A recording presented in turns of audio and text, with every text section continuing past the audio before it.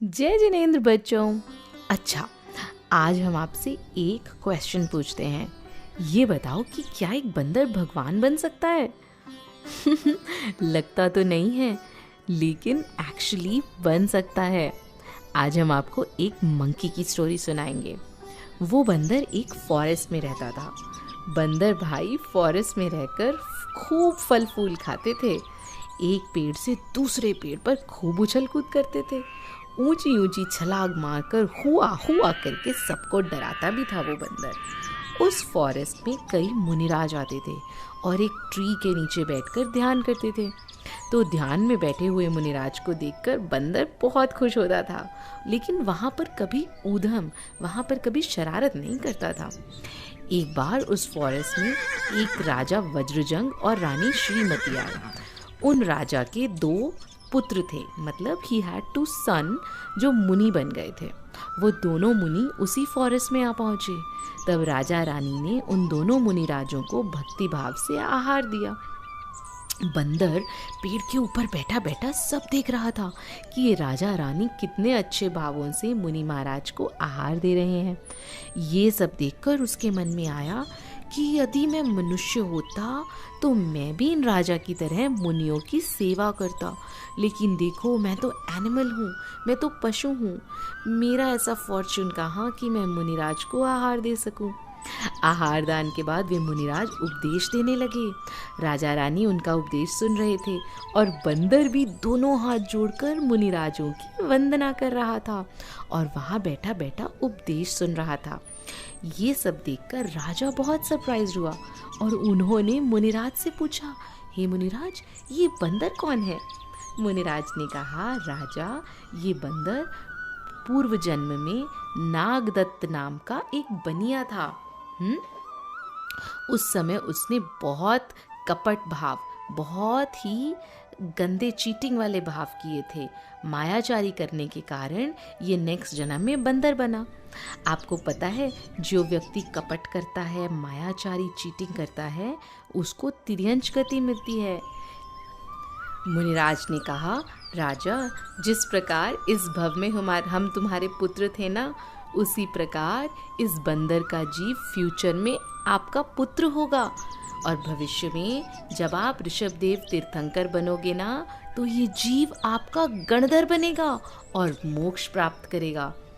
मुनिराज के मुंह से ये सुनकर बंदर तो बहुत खुश हुआ और खुश होकर मुनिराज के चरणों की वंदना करके आनंद से नाचने लगा। बंदर के तो खुशी का पार ना रहा। His happiness had no bounds। वो रोज अच्छी अच्छी भावनाएं भाने लगा और वो बंदर मरकर मनुष्य बना। उसका जन्म हुआ भोग भूमि में, जहाँ राजा और रानी के जीव भी वहीं थे। आपको पता है भोग भूमि क्या होती है? एक्चुअली 2 तरह की लैंड्स होती हैं। एक तो कर्म भूमि, भूमि मीन्स अर्थ, लैंड, जहाँ पर हम सब लोग रहते हैं। हम सब लोग काम करते हैं, कर्म करते हैं, पैसा कमाते हैं, इसीलिए इसे कर्म भूमि कहते हैं। और दूसरी होती है भोग भूमि। ये एक स्पेशल जगह होती है जहाँ पर किसी को अर्न नहीं करना पड़ता। वहाँ ऐसे स्पेशल ट्रीज होते हैं जिन्हें कल्प वृक्ष कहते हैं। उनसे हमें क्लोथ्स, फूड एक्सेट्रा सब कुछ मिल जाता है।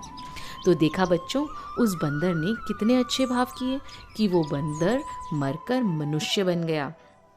एक बार वो सब बैठकर धर्म चर्चा कर रहे थे, तभी आकाश से 2 मुनिराज वहाँ उतरे और उन्होंने अनेक प्रकार से धर्म का उपदेश दिया। मुनिराज के उपदेश को सुनकर उन सब जीवों ने सम्यक दर्शन प्राप्त किया।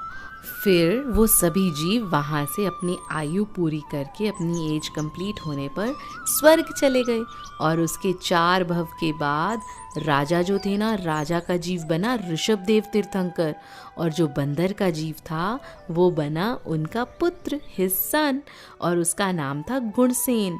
वो इस संसार से वैराग्य को प्राप्त करके भगवान से दीक्षित हो गया और वो बन गए ऋषभदेव भगवान के गणधर।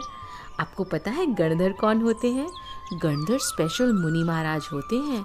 उन्हें 63 रिद्धीज होती हैं, स्पेशल पावर्स। वो कभी आहार नहीं करते।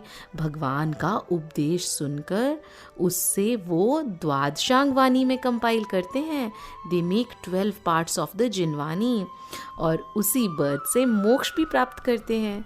तो गुणसेन ने भी तपस्या करके केवल ज्ञान प्रकट किया और फिर मोक्ष प्राप्त किया।